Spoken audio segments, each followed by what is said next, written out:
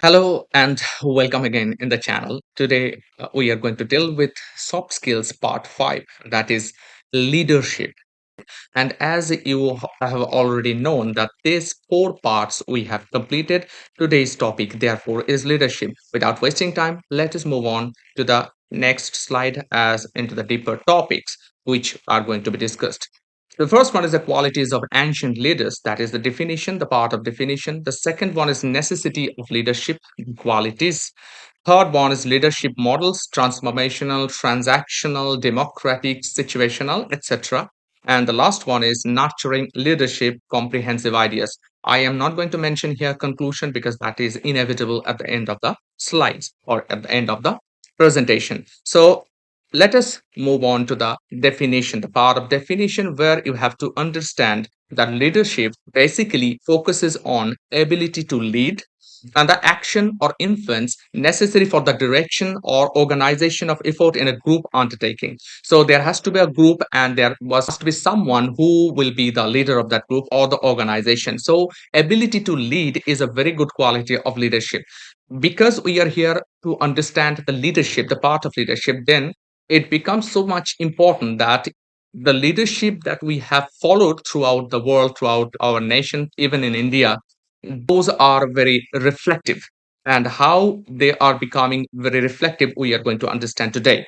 These two parts, A and B, are related concepts. The first one may be seen to be a necessary condition to become a leader, that is the ability to lead.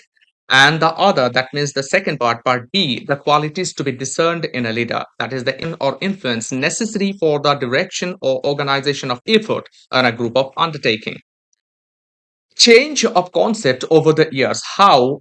Here we have to understand that the concept of leadership was gradually changing its meaning, and you have the idea already, because the qualities that are expected of a leader may change depending on the historical context of the period. Very necessary and very true, because at the beginning, in ancient times, it was necessary to have a military skills to qualify as a leader. Mentioning Julius Caesar, Ashoka, Akbar, all of them possessed great military skills as well as they were superb leaders. Nowadays, we do not have such association anymore because military skills are not counted at all in order to be a good leader. In today's context, an acceptable leader may come from diverse fields like sports, education, business, technology, politics. Definitely, there is. So, from any ground, anyone can come or may come to become a leader. Many of them can also show leadership abilities in more than one arena. Well, giving you the examples, Donald Trump and Imran Khan. Both of them were established leaders in business and sports, respectively, and both of them successfully transferred those leadership qualities into political arena. So, if you were thinking from the previous background, from the historical point of view or perspectives that the leaders should possess the military skills, those are not at all good qualities in today's context. So, military context is not available right now.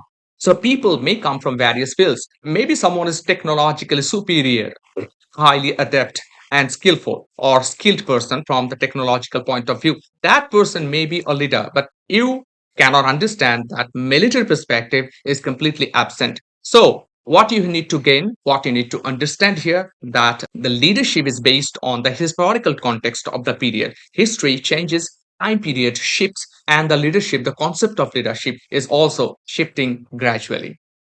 Moving on to the next slide, why leadership is necessary. Yes, leadership indeed is necessary, and this is perhaps the time when we need to raise the question that should we bother seriously to think about the nature and qualities of a leadership? Practically speaking, we do not have the motivation or the inclination to become a leader. Nobody wants to be a leader at all in today's context. Consequently, we want to be an obedient follower of a good leader rather to be one. So, if you are asking me whether I want to be a leader or not, in that context, let me tell you that I will not be a leader in specific situations. Rather, I will be a follower of a leader. And many of us, like me, will be the follower of a leader, a good leader, but we do not want to be a leader at all. So we do not have the motivation, neither the inclination to become a leader. Yes, this is also true that looking at today's political scenario, nobody literally wants to be a leader at all. It is not the necessary nor possible that all of us will become leader. Yes, nevertheless, it is also necessary that we need to cultivate some ideas and qualities of leadership because both in real and professional life there will be many demandable occasions when we need to show leadership qualities. Yes, there may be certain aspects, certain demandable situations in family or among friends or in different situations, different areas where we have to be a leader, where we need to take the part of a leader. In those cases, we need to follow, we need to cultivate some ideas and the qualities of a leadership because situations demand like this. Moreover, particularly in situations of crisis, calamity, or of credential accidental nature, a person with basic leadership qualities can avert a situation from going down to a worse situation. So, if you have the stamina, if you have the courage, you can be a leader. You never know that when the situation will demand from you the qualities of a leadership. For example, if you were standing in a queue of a bank or in a line, suddenly you are noticing that someone is collapsing even in the line in this hot weather. So what you are going to do, you will do exactly what your mind tells you to do. That means that you are actually performing the leadership qualities at that moment. At that very moment, you do not think of anything else, you just start doing what your mind says to do. You are becoming a leader at that moment. So crisis demands your possibilities of a leadership. When you will become a leader, sometimes some motivational aspects, some situation, or some worse critical situation demands that you should become a leader. And because you will become a leader, you can avert the situation from going down to a worse situation, to a spiraling down something.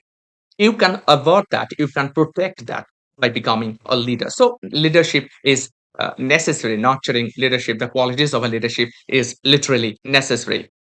Today, the older model of seniority leading to a leadership does not work into this context. So we have followed protocol that if someone is becoming older in our group, that person will be the leader. Nowadays, that context, that situation, that idea is completely out of the syllabus. An efficient, qualified, or ambitious but young person like you, many of you, like the students, may end up in a position where they find purely themselves commanding and leading a number of people older than them. And it happens literally in several situations. While from a purely technical point of view, this should not create any problem. Why? Because if you are adept, if you know computer very good, you can lead someone or some people who do not know how to act with the computer, how to run the computer, how to work with the computer. So your activities, your knowledge, your basic ideas about a particular idea, about a particular topic may create your leadership out of that. So you can lead persons who are older than you. You can create basic ideas among them because you know something better than them. So it is not anymore that concept left with us that because you are not older, because you are not senior, you cannot be a leader. This is not exactly correct nowadays in today's context. So, moving on to the next slide, what is that? Leadership models. Here, you need to understand this very, very carefully because there are several models. In management and social sciences, many leadership models have been proposed. In the following list, we find the 9 various models clustered around few similar types. That means, well, let me give you the examples first. Transformational, charismatic. So, in transformational leadership, you are also allowed to understand the charismatic relationship. So, these two are connected each other. Transactional, bureaucratic, autocratic. Similarly, these are connected with each other because if you want to talk about bureaucratic leadership, you can also talk about autocratic, and you are free to understand transactional leadership. Third is democratic, servant, laissez-faire, and the last one is situational. So there are 9 types of leadership that you have to understand, and each one carries a different meaning that may lead to something else. That means the first one is transformational and it leads to charismatic. Second version is transactional. It leads to bureaucratic and autocratic. Democratic is leading to servant and laissez-faire. And the last one is independent situational leaderships. What are these? Questions may be asked from this that you need to write. What are the qualities of a leadership? What are the patterns of leadership? What are the various segments of leadership? These are the 9 patterns and belongings. Some models cluster around with 3 or 2 only one. There is the situational leadership, which stands alone. Let us move on to understand each one bit by bit. Transformational or charismatic leaders often introduce such blue sky thoughts. What is blue sky thoughts? That are high ideals that is initially considered to be too impractical or idealistic to majority of the listeners. First, when you listen to this, you think, well, this is impossible, practically impossible. This cannot be happen. But when you go deeper, when you try to understand this in a deeper sense, then you may find something else, something better, something positive in it. So what it basically leads to, it helps either many pragmatic followers or latter master strategists. Their thoughts bring forth radical fundamental changes to large sections of humanity. So either they are getting the help from the many pragmatic followers, there may be many followers or latter master strategists because that become viral in your sense, that becomes stronger in your sense. When it becomes so, this creates a radical fundamental changes to a large sections of community or humanity. This is the transactional or charismatic leaders. At first, you cannot understand, but the time passes. As the time passes, you are going to understand bit by bit and every bit. And then you will find, yes, this is inevitable. This is a very clear, creative thought that we need to follow. So that person who is giving you these ideas or idea is a great leader. We may name path-breaking religious leaders, various faiths, social reformers like Gandhi, Mahatma Gandhi, or Martin Luther King, techno entrepreneurs like Steve Jobs or Jimmy Wells, etc. These are known figures. At the beginning, their thoughts or ideas were not so popular. Their big ideas not so connected with the larger mass connectivities. But later on, when the time passes, people try to understand their value, their worth. And as they understood their worth, they become true rational leaders amongst us because they performed certain duties, certain activities which try to be so powerful, which try to focus so powerful ideas that humanity will get better benefits from them. For majority of us, they are surely inspirational, but more importantly, they teach us not to discard an idea too early as impractical. Although all of them introduced an idea that was initially considered absurd by their contemporaries, they also had the hopeful audacity to stick to their visions and by their persistence transform the life of humanity in an irrecoverable manner. What it suggests that at the beginning you may not have the idea what they are saying. If you read Mahatma Gandhi's passive resistance, then you will understand that yes, what does he want to say by passive resistance? Because non-violence could be a measurement, non-violence could be a stronger ground to support your causes. You can never have the idea, but as the time passes, as I'm saying from the beginning, as you are going to understand it, as there are many believers that you have to understand that there are so many believers, there are so many followers who are following on the G's path, you then try to understand, yes, this is the one way which you can give or by which you can give a boost to the people that your nonviolence will be a mostly cooperational kind of activity which will give the others a stronger blow even that sometimes violence could not give that. So, in that same way, Martin Luther King, or you think about Jimmy Wells or Steve Jobs, those people who at the very beginning were not understood properly, they became leaders later. So, this is what is called transformational or charismatic leadership. The second one is depending on the nature of the situation and its level of difficulty, effective leaders may shift their style between second and third categories of leaders. That means when it comes to compliance of certain basic rules like punctuality, security, safety, and financial integrity of a leader may emphasize the first set of so-called iron fist attitude. So when you want to propagate that punctuality, security, safety, and financial integrity amongst your followers, then you have to be very rule-bound person or rule-bound leader. The iron fist attitude you need to consider.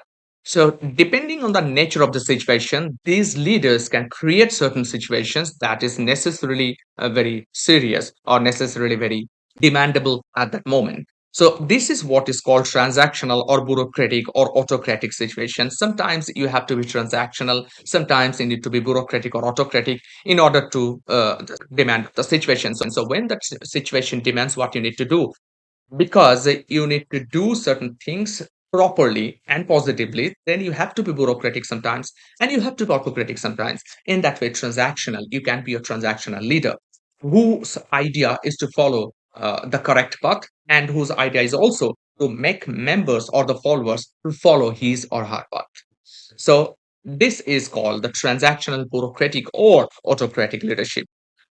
But when it comes to reaching out to the employees and to cajole the best out of them, they may often adopt the third group of so called open approaches. And what is this? This is democratic servant or laissez faire. So if you want to get the maximum out of your employees, out of your people who are surrounding you, the most benefited ideas that you want to get from them, then you have to cajole them to get the best out of them. Now, in order to follow that, you should become the leader like a democratic leader who sees everything equal amongst everyone, or like a servant that you are demanding something, or laissez-faire, the fair division of wealth, or the poorer should not get poorer or richer should not be richer at all. In that way, your idea will be spread out or your idea will be followed by your members because your leadership, the qualities or the kind of your leadership is a strange one because you want to get something better from them. And the last one, finally, a situational leader is someone, as you can understand, this is about the situational leaders. This is someone who can make a quick decision out of the situation at hand and can effectively apply the switch between the various models.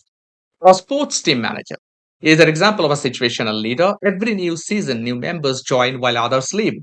In such a situation, the leader must adopt to the skills of the new and incorporate them into the team. So situational leader always is looking at the situation, what the situation demands.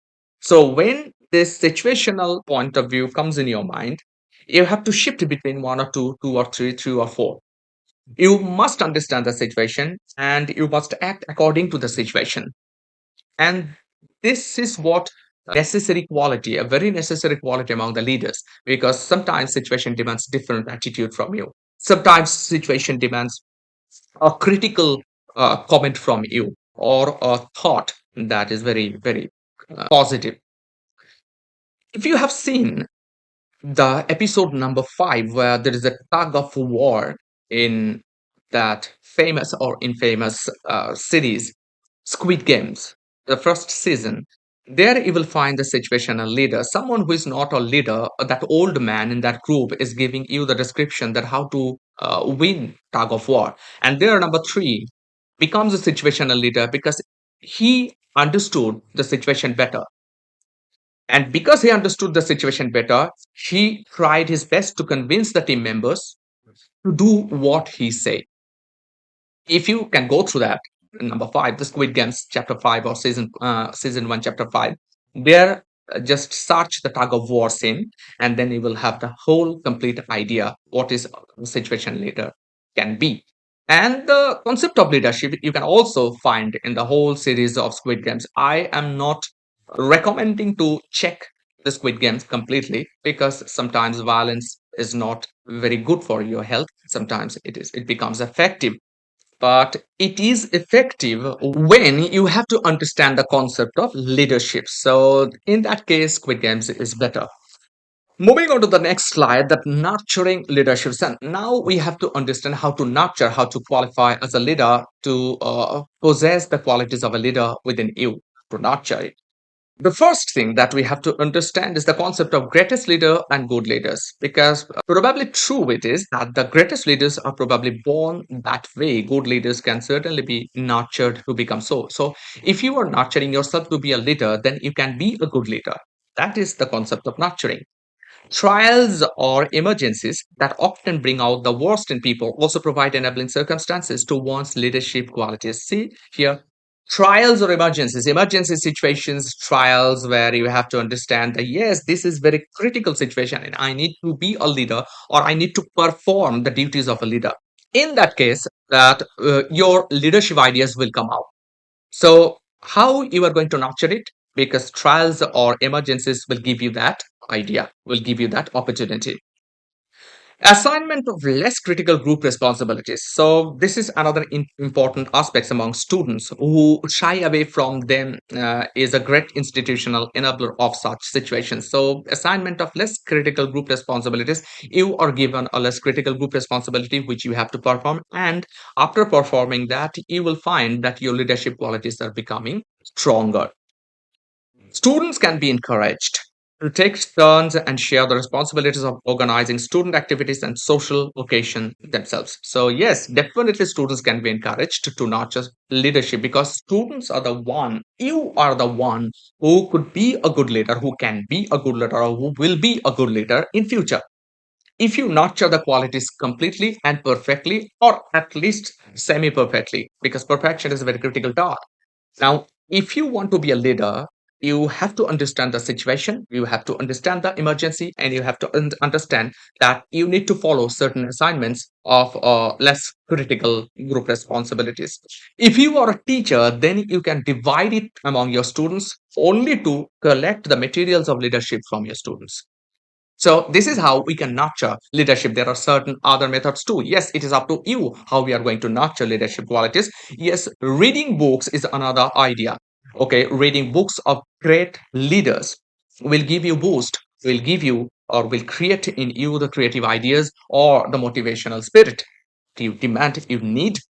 So reading books is another idea which you have to follow to nurture qualities of leadership. Now, again, moving on to the next, the conclusion part. Well, here we are at the end of the slides or the presentation. And now to conclude, some of the greatest virtues that come along with the comprehensive ideas of leadership are also some of the greatest civic virtues. So, yes, there are civic virtues which you need to understand. These civic virtues allow you to do so many things. For example, when students share their leadership roles in a rotating manner, they ready themselves for one of the biggest demands from a leader. When the situation demands, the greatest leaders should become the most obedient followers of other leaders. This is the civic virtue. So when you become a leader, and as the quality of leadership demands from you, it is a continuous demand from the other end and from your end too. If you want to be a leader or you are a leader, sometimes this civic virtue, that means following the other leaders obediently, can give you good idea of a leadership. So if you are a leader, it doesn't mean that you have to lead all the time. Sometimes you need to understand your civic virtue. Sometimes you need to show your civic virtue, and your civic virtues showed or point out, and your civic virtues pointed out, point out that you have to follow the concept of the leaders of other leaders completely. That is what exactly here means. Also, small lessons in leadership create the opportunity to realize that one can be absolutely unselfish to achieve something purely for others. Yes, leadership qualities give you one good positive side, that is absolutely unselfish nature. If you want to be a leader, then you have to follow this unselfish nature, and you will find that you need to do something purely for others without thinking anything, and that will make you a good leader. Check Abraham Lincoln. He is the person who is the source of energy, who is a very good leader. There are lots of good leaders that you follow, that you know about. Just read through them, go through their life history, and you will find there that it is a basic nature, it is your civic virtue, your unselfish nature that can make you a leader like that. So, this is the conclusive part, and we do not have to say anything more. Moving on to the last segment, that this is the source of the presentation. I changed it a bit, but however, you can follow this book or the presentation, whatever you like. It is up to you. The last section also says the probable questions. There I have selected 8 questions, few from the books and few from myself, from my part. So questions demanding from 2 to 10 marks, 2, 5, and 10 marks as questions. These are the questions. I am not going to repeat these questions again. You can pause the video and you can check this out. So these questions may be asked in your exam, And I'm sure that you should not have the problem to understand these questions, neither the answers, because those answers have already given in presentation. And finally, thank you very much for your cooperation, for your stance in watching this video. Thank you again. Stay healthy, stay blessed until the next podcast. Thank you.